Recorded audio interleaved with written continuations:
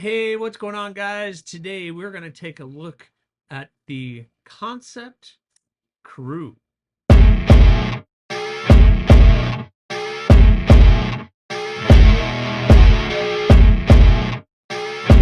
right, this is pretty stinking cool. We're checking out this one. Something that came in the pass around group that I was able to just experience over the last couple of days and really get a good look at and really understand what's going on with this. And Kansept is just doing some really killer stuff. So I'm really excited to check these out. Um, excellent blade. So this one had me on the unboxing. I was seeing some issues with it, but I think overall it's a really great offering from Kansept. So what do we have? We have the titanium and the carbon fiber. You have the carbon fiber inlays and the purple anodized titanium. They have other options available with colors, and all of them have the nice carbon fiber inlays on them. They even did it on the lock bar side. A lot of companies will just do it, especially on a lock bar. They'll only do it, or yeah, on a lock bar lock. They only do the detailing on the show side and not the lock bar side. But they did it on both, and that's a great touch. You have the titanium clip. The anodization on that's a little bit different than the blade, or the handles, but that's not terrible. You have a really lovely contour, so you can see the curving of that titanium. They did it very well, and it's really well done. So this is a Marco Vieja design out of Italy. He's did some really great things. So I have the specs up. Let me make sure that's up so I can read it. But done very well.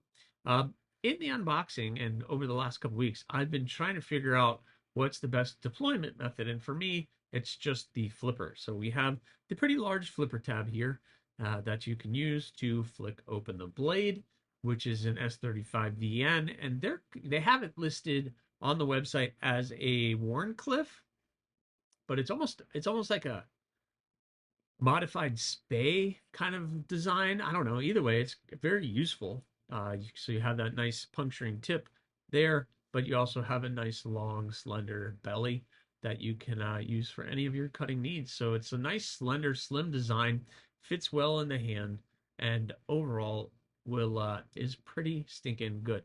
But this kind of threw me off because normally you would see something like that and you're like, okay, it's a front flipper, but in no way can I do this. I it's a frame lock number one, so putting your fingers here doesn't help. So you got to get your fingers off the clip, and then you really struggle to do it. Or at least I, really struggle to break the detent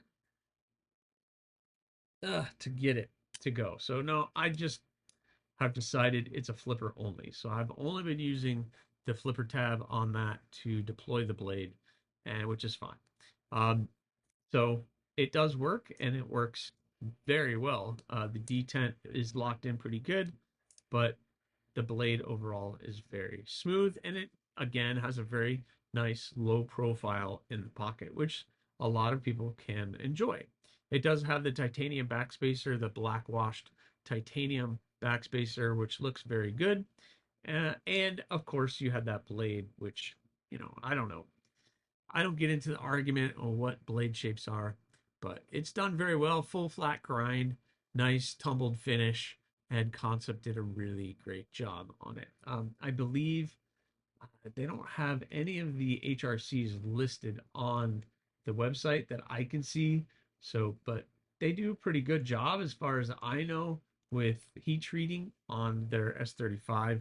Kansept does a pretty decent job. So I haven't had any issues with it for sure, but I have only had it for a short period of time. Access to the lock bar, it is a frame lock, and they don't have any extra cutouts or anything on the blade to get in there. So you're stuck with whatever they have chamfered out. So they have chamfered out a small little space, and you really do have to get the tip of your thumb in there to release the lock. It's not terrible, it's not hard to get at, but there isn't too much space to get at it to do it. But once you are fidgeting with it and you understand it, it is very easy to deploy and very easy to lock, especially the one-handed, which is what I thoroughly enjoy. So let's look at some size comparisons on this thing real quick. The overall length on this is 8.19 inches. It is a very slim but long blade, so it's deceivingly big. Again, we're right over 8 inches on the overall length of this. And then the blade length is just under 3.5 at 3.46. And that's going to be at the front of the scale right here, which is pretty much what your sharpening length is, which is pretty awesome. So yeah, we're right at about 3.5 overall, depending on who's measuring it. Some size comparisons. Let's look at that versus the Rat 2.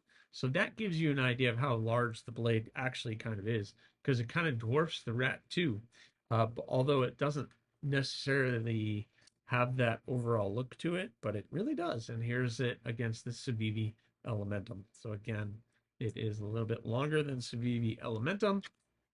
And then finally, let's look at it with the Para 3. So again, overall length of the crew is a little bit longer than the Para 3, but the overall dimensions of it are going to be very different than the Para 3. That is for sure. And one thing, let's look at this real quick, because it is contoured. Being contoured titanium, that means it's going to get a little thicker. So let's see. Yeah, so it is a little bit thicker than the Para 3, but only because you have that nice contouring on there instead. So there you have it, guys. The Kansept crew. Very interesting. The price of this on Kubi's website, as this one's sitting here, and for what I can tell as of right now in this video, they are available in several different colors and patterns. But this one is $180, $179.90, so 180 bucks, full titanium, contoured handle with the carbon fiber inlays done very well. S35VN stonewashed blade, nice flipper, and an overall fantastic design. So, what do you guys think of that? I think that thing is pretty stinking cool. Thank you guys so much. Please remember, subscribe, like, leave a comment, or not. Again, the choice is always yours.